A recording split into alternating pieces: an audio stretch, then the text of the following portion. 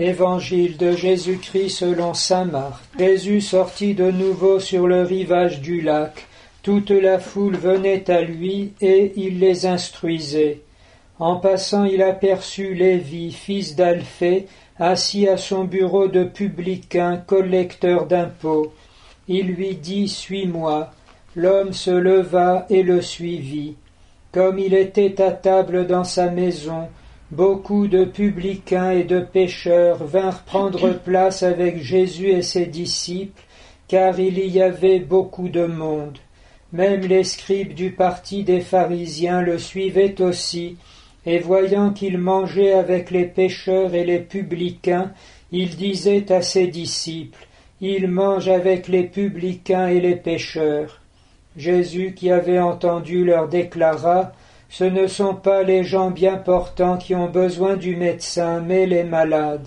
Je suis venu appeler non pas les justes, mais les pécheurs. » Nous continuons la semaine mondiale de prière pour l'unité des chrétiens, qui a commencé hier, en célébrant aujourd'hui, comme la liturgie nous en donne la possibilité, la messe en l'honneur de la Vierge Marie, Mère de l'Unité.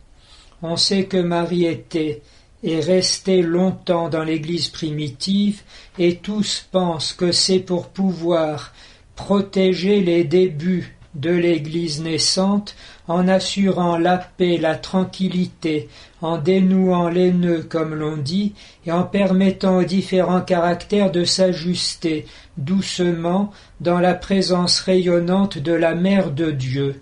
Et de fait, c'est ce qui s'est passé malgré un certain nombre de tensions, et le rôle de la Vierge Marie continuerait à travers les siècles dans l'Église, assurant ainsi l'unité non pas par les chemins d'abord institutionnels, mais mystérieusement par sa présence maternelle auprès de chacun de ceux qui sont les fils de Dieu, les frères de son Fils premier-né, le Seigneur Jésus-Christ. Elle a d'ailleurs le génie d'assurer une sorte de pastorale mariale qui ne recoupe pas le quadrillage habituel des diocèses et des paroisses, puisque dès qu'il s'agit de la Vierge Marie, on voit se bousculer des foules qu'en général on ne voit pas à la messe du dimanche. Mais qui saura ce qui se passe ainsi dans le secret des cœurs et dans les liens d'une unité qui vient de la charité même de Jésus-Christ, accueillie d'abord largement et en plénitude dans le cœur de la Vierge Marie, et où chacun se reconnaît et en même temps est nourri, élevé, porté sur les genoux, caressé sur la joue, comme le dit la prophétie d'Isaïe. Seulement donc l'unité des chrétiens, mais tous ceux qui sont appelés par le Seigneur, comme le disent les textes de cette messe, au salut. Mais nous relayons aussi en ce jour, et en confiant à l'intercession de la Vierge Marie, une initiative de prière qui est proposée dans le rayonnement et la suite de la manifestation pour tous du 13 janvier.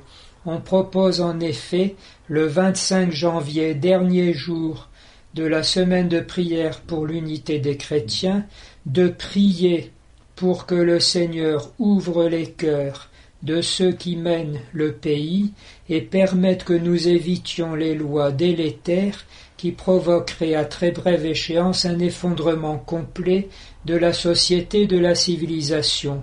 Avec ce slogan, mettez un grain de chapelet dans l'engrenage. On croit que c'est inéluctable.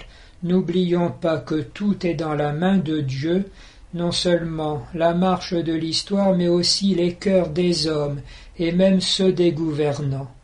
Le logo de cette proposition est d'ailleurs un disonnier qui vient s'emboîter dans des rouages dentelés et qui ainsi les bloque.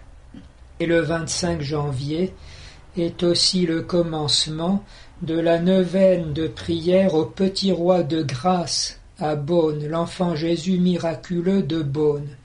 Et nous commençons ainsi, le 25 janvier aussi, s'il plaît à Dieu, cette recommandation de notre pays au petit enfant Jésus, puisque c'est lui qui le premier avant même que Anne d'Autriche le sache, a annoncé à la vénérable Marguerite du Saint-Sacrement, dans le Carmel de Beaune, que la reine était enfin enceinte, après 12 années d'efforts du couple royal et de prières dans le royaume.